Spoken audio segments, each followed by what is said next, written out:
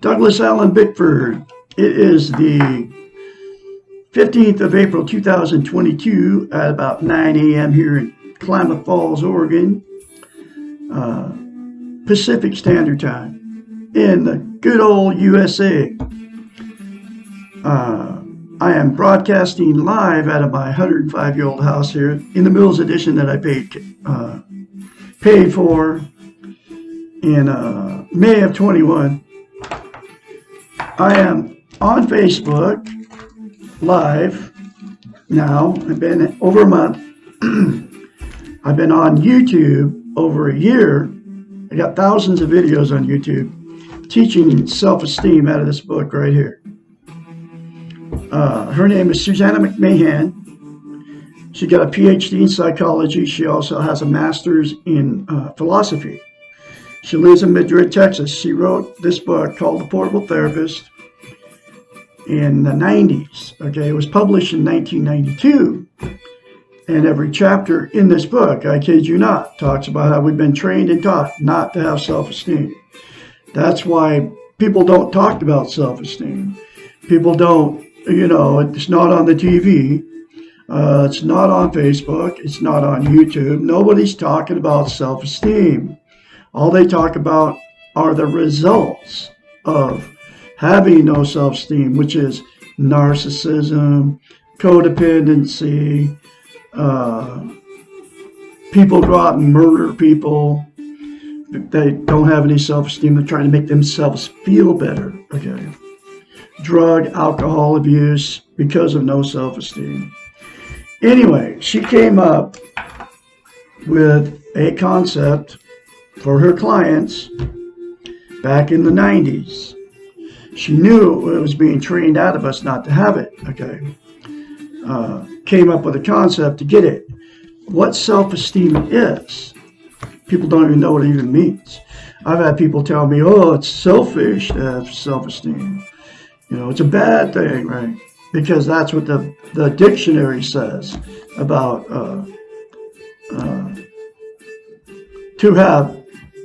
to have self-esteem is a bad thing. To take care of yourself, because all selfish is taking care of your own needs. But the dictionary says it's egocentric, egotistical to have be selfish. And that's just not true. That's where part of our training's coming from, is out of the dictionary. Anyway, she came up, what self-esteem is how you feel about yourself inside. It's also known as self-confidence, self-worth, self-love. Okay, those are the words for it. Think of self-esteem as this way.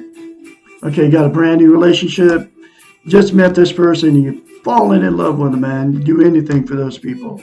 You want to be with them, you want to talk to them, you want to hang out with them. You call them up at 3 o'clock in the morning just so you can hear their voice, right?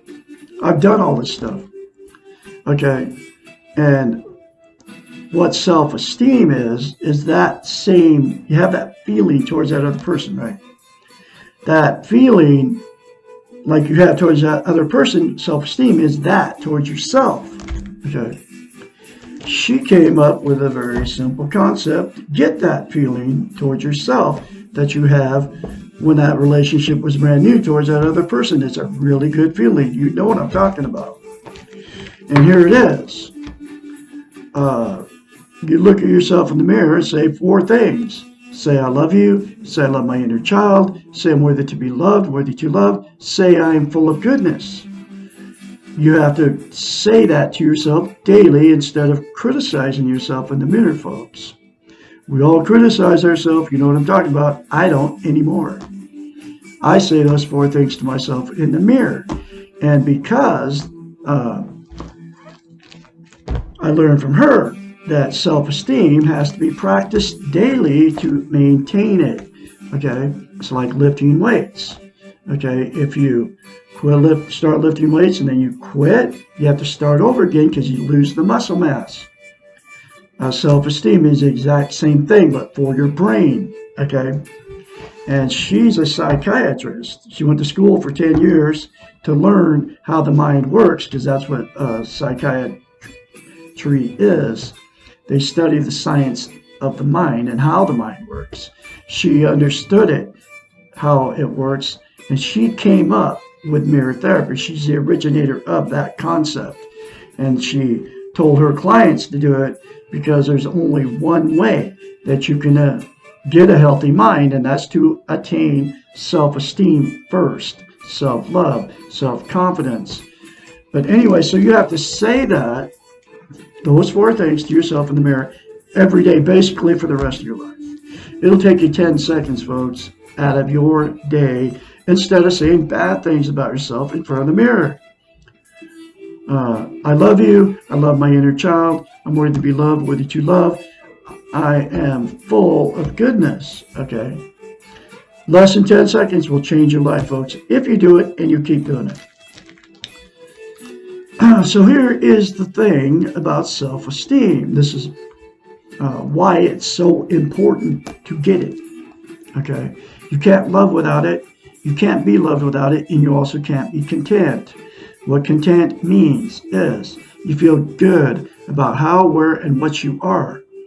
And it's also known as internal peace. Okay.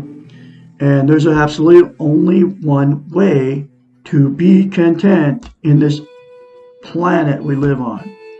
And that's to attain and maintain self-esteem. You won't be happy all the time, but you'll have this internal peace. I have it now. I've had it for over a year, since January, February of 21. Okay. I attained it, and I attained it because of mirror therapy out of this book. And I maintain it because I say those 4 things to myself daily without fail in the mirror. Okay.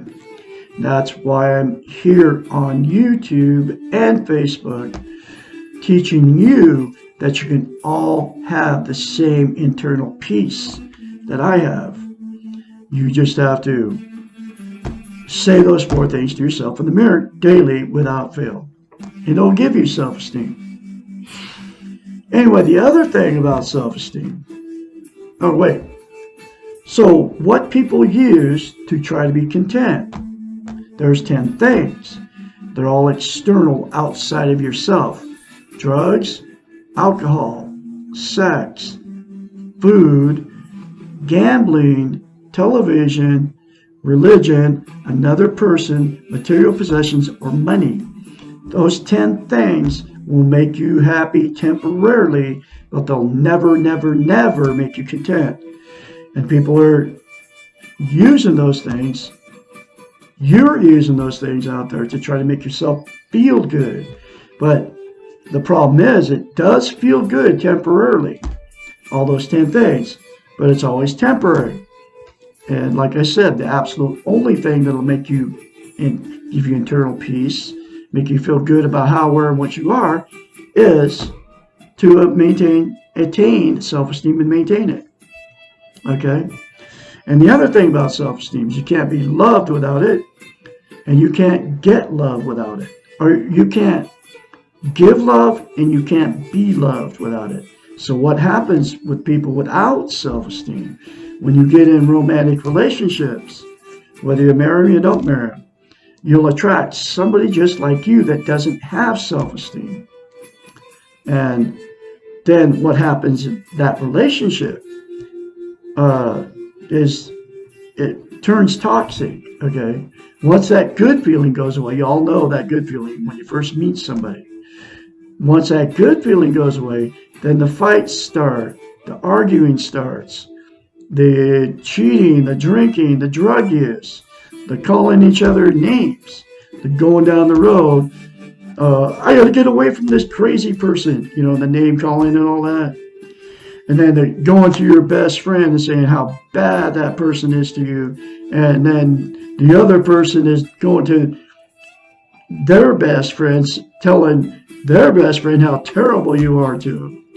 And then what happens is, because of that toxic relationship, there'll be three things that happen. You'll split up.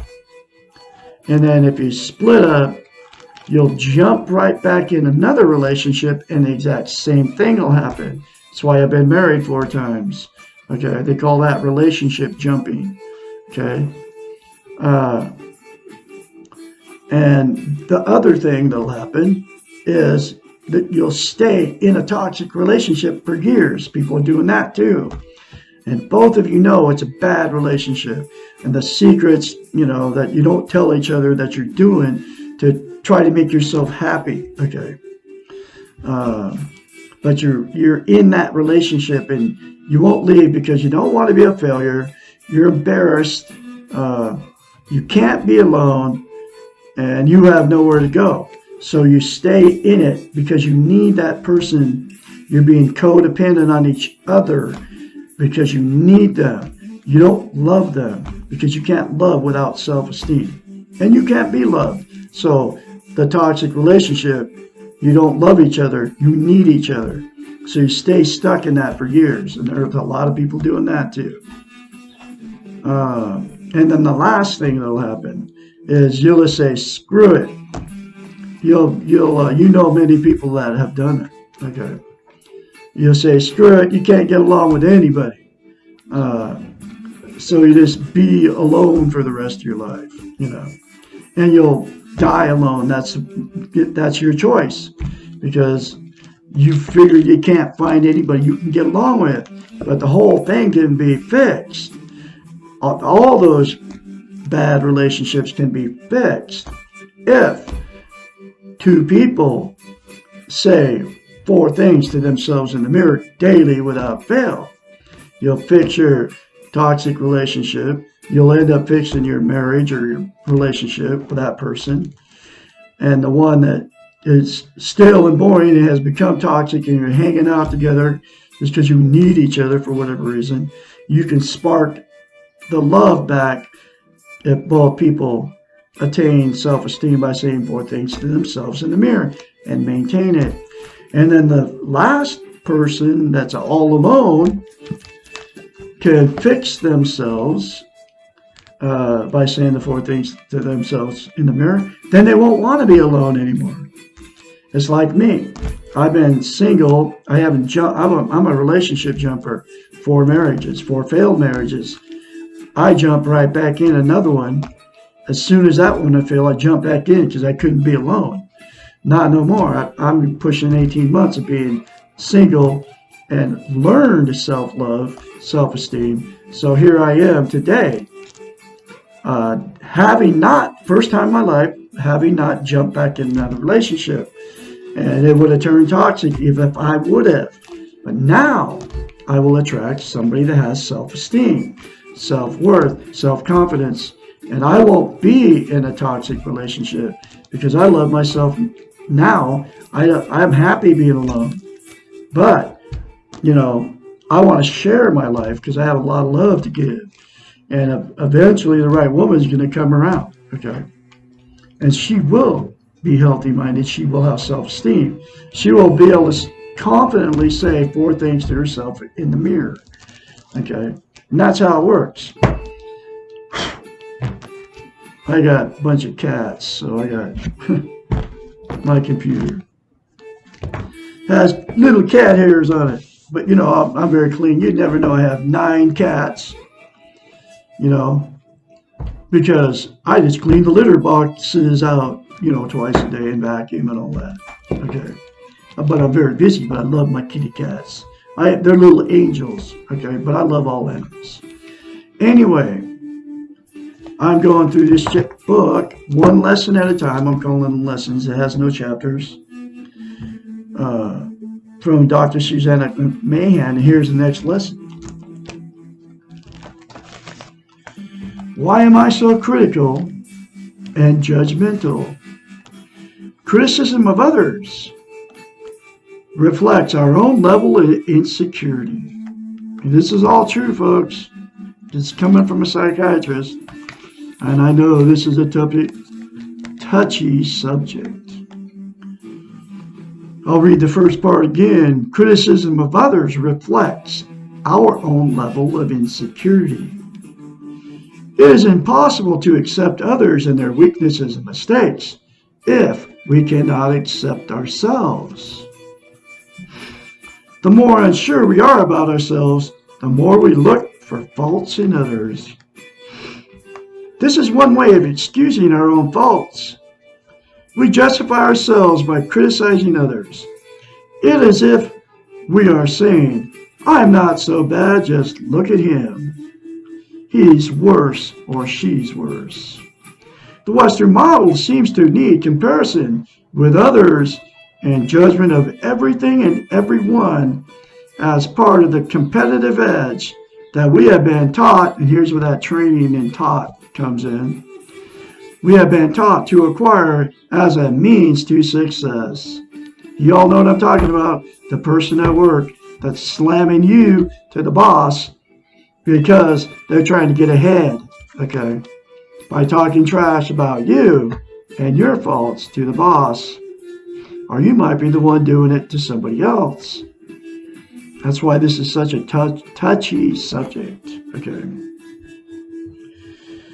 The Western model seems to need comparison with others and judgment of everything and everyone as part of the competitive edge that we have been taught to acquire as a means to success. I just read that again. We have learned, here's more of that training, to measure our success by comparing what we have relative to what others have or do. Often we criticize others to help us feel more secure about ourselves, to feel better, okay? It is easier to judge others as imperfect and focus on their weaknesses than it is to take a hard look at our own behaviors. Besides, everyone else is doing this, and criticism of others seems to be an ordinary and often interesting part of human communication. Let me tell you what he did ensures an interested audience. And isn't all gossip dependent on some degree of criticism or judgment? Question mark. One problem with judging others is that while it may tend to make us feel good to focus on others' faults rather than our own, it may seem to lessen our own insecurities. It is a very short-lived remedy. All too soon, we become aware that if we are saying all this negative stuff about someone, what are others saying about us? You all know that feeling, folks. As soon as we recognize that we are not immune from being judged and criticized, our insecurities increase, our defenses go up, and we become even more critical and judgmental. And the negative circle becomes more vicious, and we become more insecure, and the weak ego is in full control. Judging other people, saying bad things about them, putting people down, gossiping, comparing, and being negative all contribute to the state of discouragement. No one wants to remain for a long time around discouraging people. Also, putting ourselves down, comparing and finding ourselves to be less than everyone else, putting others on pedestals so that we look bad, and you don't talk about it. You do it about television personalities, folks. You put them on a pedestal, and then you feel bad about yourself because you put yourself down because you can't be that person that you see on the television screen. It's called illusion. Okay.